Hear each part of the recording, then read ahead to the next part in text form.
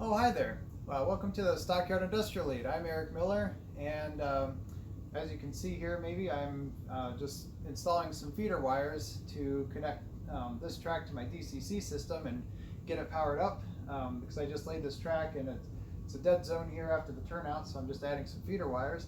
That gets me thinking, would you like to check out my DCC system and kind of see how I have it set up? I don't think I've ever really done that before. I know I've talked about it, maybe that I use NCE, that I have the ProtoThrottle connected to it, but I don't think I've ever really shown you kind of behind the scenes and the guts of the system. So yeah, why don't we do that? I'll just take some time and show you around. I'm not sure if you're looking for any ideas or kind of wondering about DCC systems, how they're connected, but I can show you what I've got going on here. So maybe it'll give you some ideas. Okay, so giving you an overview of my DCC system, we'll start out with the central command station that I have here. Now, one thing I want to tell you about, a little caveat, is that some of you may know this. My layout used to be much bigger than it is now. It used to be about 2-3 times the size of my current layout. And so I've pared down my DCC system a little bit, and what that means is basically it's not as complex as it used to be. It's a lot simpler. So some of the things that I might be showing you are built based off of having a little bit larger layout. I think a lot of the things that I'm still doing are appropriate for small switching layouts, but you may not need to kind of have as beefy of a system. Of course, this is all up to your individual preferences, and so whatever I'm going to show you today, I'm not saying you definitely need to do this. I'm just giving you some ideas, just showing you what I do. So let's take a look at it. I use NCE for my DCC system. That's what powers it up. Another thing I'll mention is that I used to use Digitrax, and I had the Digitrax duplex system, and the main reason I went with Digitrax is that a lot of my friends that I knew in this area used Digitrax, and so I just thought, that's the easiest thing to go with is something that other people know so they can help you out. As I got further along and learned more about DCC, I was comfortable going my own route, and I really do like NCE quite a bit better, so it's not quite as buggy, and the radio works outstandingly.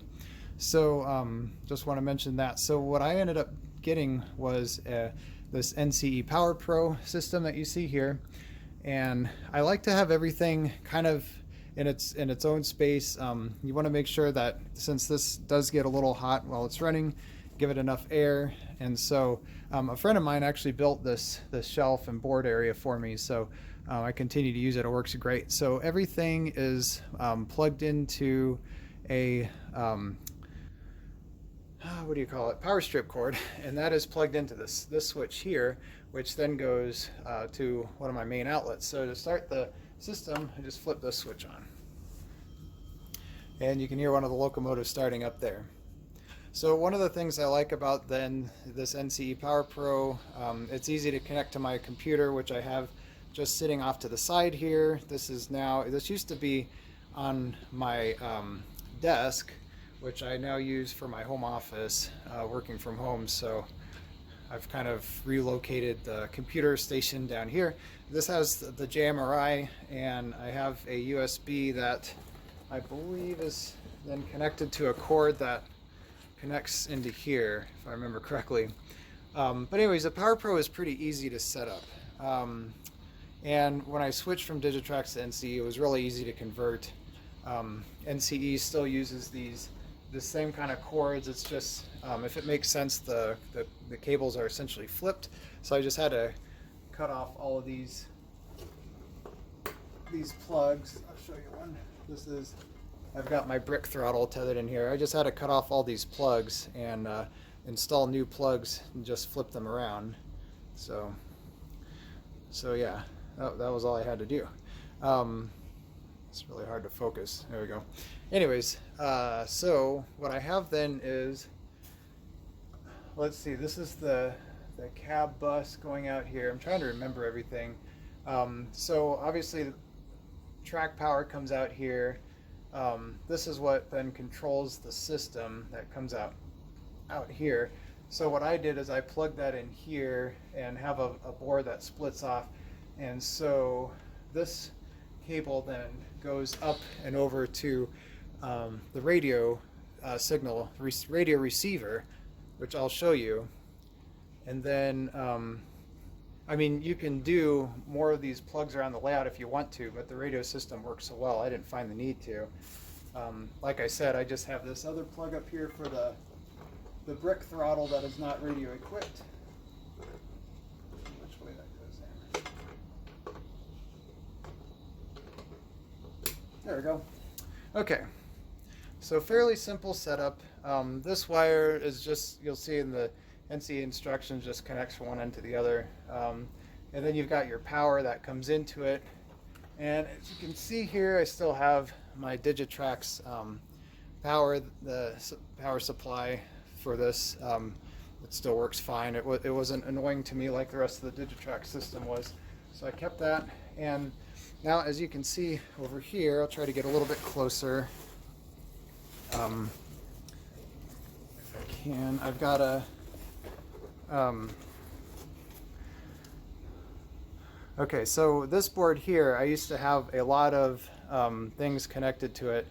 I'm trying to remember. Okay, so I used to have 4 different districts, power districts, so that if I had a short on one part of the layout, then the trains could keep running on the other 3 districts, right? Well, with a small switching layout, I really only run one train at a time, so I didn't need power districts anymore, so I got rid of them all.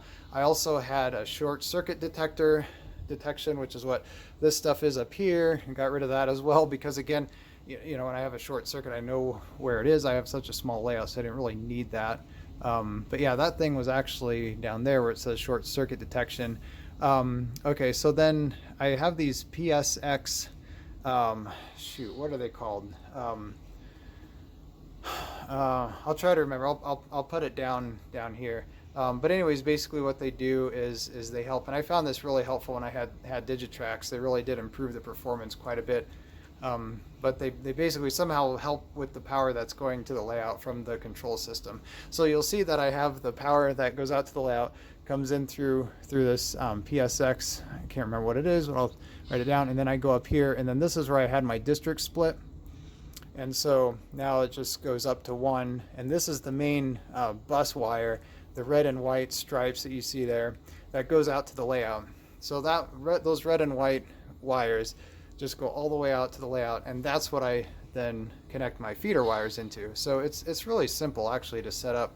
You just have this cab here, the wires go out here, I have that, and then and the wire goes out to the layout, and then you just connect it. An important thing to remember is which rail is which color. I have it set so that my front rail is the red color, and then the rail of the back is the white color. I don't have any weird Ys or you know, strange track like that I have to worry about. Everything's pretty simple. Again, one of the advantages of a small switching layout is a pretty simple setup. Now, if I was doing this all over again, I could probably just go with the NCE Power Cab instead of this Power Pro, but I do like the Power Pro. It is really nice. But just something to think about for anyone out there with a small layout. And then this is the NCE brick throttle that comes with it.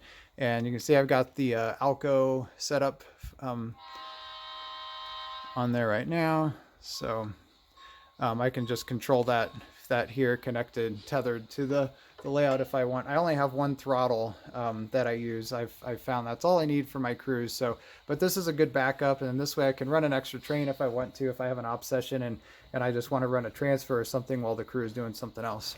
So yeah, that's kind of the setup here. Pretty simple. And like I said, I think it's a good idea to have a you know, a very nice setup like this for your central command station and somewhere where it can definitely get a lot of air. So this is the command station. Next, I will show you the radio receiver and how the ProtoThrottle ties in. Okay, looking up here in the sky, this is where the NCE radio receiver is. Again, I used to have, this is these colorful lights up here used to be my short circuit detection, and I also used to have a fast clock. Then I realized with the small switching layout and only one local, I don't really need a fast clock, so I got rid of that. But anyways, that was all right here. So then when I switched to NCE, I got an NCE radio receiver. Then when I bought a ProtoThrottle, I realized since I'm only going to use a ProtoThrottle for the one radio receiver, or the radio throttle, I should say, I didn't really need that NCE receiver anymore. So I sold that, and I bought, with the ProtoThrottle, I bought one of these that connects, it basically allows the ProtoThrottle to connect to your NCE system, and just plugged it in here. Putting a radio receiver, I think is you want it up somewhere that is, you know, kind of in the central part of the layout and up high, and just so you have really good kind of that aerial coverage, if you will. So that's how the ProtoThrottle is connected. Very easy setup. I just plugged that in, turn on the ProtoThrottle, and got that up and running. So, and then here is just, for the sake of looking at it, this is the ProtoThrottle here. All radio controlled. Never had any issues with this working with NCE. So it's been great. So that's how that's connected. Next up, I'll show you kind of under the plywood here what it looks like where I have my feeder wires connected. So another area of the layout that I'm working on, in addition to the one right at the beginning of this video, is this extra track here, which I just laid, you know, a few months ago. It's never had power on it, and so I definitely need to get this juiced, as they say. So here we can see my feeder wires creeping up through the plywood, and I'll solder these onto the rail. Again, red in the front, white in the back. That's how I have it standardized here. Your colors could be different. So where does that go? Well, let's check it out. So under the layout and underneath my layout skirting, which is just landscaping fabric. Okay, so this is how I have my bus wire set up. First of all, you'll see this orange wire is my power, because I do have some signals, like a crossing signal and that traffic signal, that need power. So that runs along. And so I can plug some things in. One of the things I did when I was building my layout is I drilled some holes through these 2x4s that you can see, so I can put some wire through there. I also use these little like baggy clips to clip other wires that I didn't think about, didn't drill quite enough holes. And so there you can kind of see the construction. So these thick red and white wires are the bus wires I was talking about before, the wire that runs the length of the layout that plugs into basically the command station. And then circuit breakers, that's the word I was looking for. I have PSX circuit breakers. And so the bus wire plugs into the circuit breaker, which then plugs into the command station, which the circuit breakers obviously help with having less short circuits. Before I got those, I was having all sorts of issues, and a friend of mine said, hey, you need PSX circuit breakers. So that's what I got. So anyways, you can kind of see these little tiny feeder wires are soldered into the bus wire, and then they just go right up into the layout. And all you have to do is just drill a little hole along the track and try not to make it look too obvious, because you really want it to be scenic nicely. But that's how it works. And then you just solder these together. You obviously don't want these touching or you'll have a short circuit. So that's how it works. That's how I've got it set up. You can see this one here.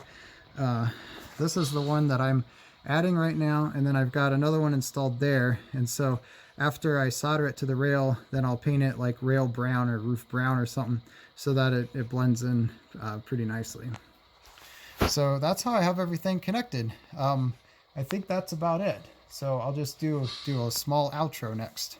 Yeah, so I think that just about covers it, what I want to talk to you about today. I'm going to finish up this feeder wire here. I have 3 other ones that I just haven't gotten to in the last few months that I've just been procrastinating, so I'm going to get those done too, and I'll have a lot less issues around here. And then next video is going to be showing you how this operates once I get that juiced up. So one other thing that I'll kind of suggest to you if you're just starting up a DCC system is to make sure that one of the things that I found useful is, while I am soldering these feeder wires, I'll have the DCC system up and running. Just be careful, don't electrocute yourself or cause any sparks. That does happen from time to time. But that way you know if you have a circuit or a short circuit or not as you're going along. So that way you don't get half your layout done or whatever. You turn it on and you're like, where's the short circuit? So this way I always do that even for these little things. That way I know, like, once I've soldered something, oh, something's not working. What did I do? I knew it was that exact thing that I was working on. So just a little pro tip there.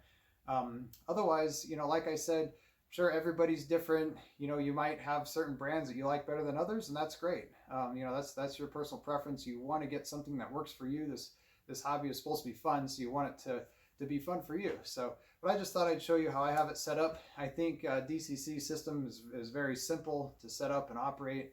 One thing I was going to also point out to you, I don't have a programming track I used to with Digitrax, but now with NCE, I just do all my programming on the main, and then from there, I use the JMRI system to program everything. So that's pretty simple, pretty straightforward there. So don't have a programming track either. Makes it really simple. And like I said, with a small switching layout, compared to what I used to have when I had a much larger layout and had more circuit breakers and the short circuit detection and the different districts and all that, this is so much easier. I wish I had started this way, you know, back like 11 years ago when I started this layout. So one of the other things I like about having a smaller layout. So anyways, that's all I wanted to go over, is just kind of show you, you know, some of the guts of the DCC system, since I've never done that before, and now you know what runs and, you know, keeps this layout humming, as they say. So thanks for watching. I hope this was helpful, and feel free to leave any comments, questions. I'll try to get to them. And if there's something specific you want to see me do a video on, just let me know and I'll get to it. And we'll do an ops video next week. I'll see you then.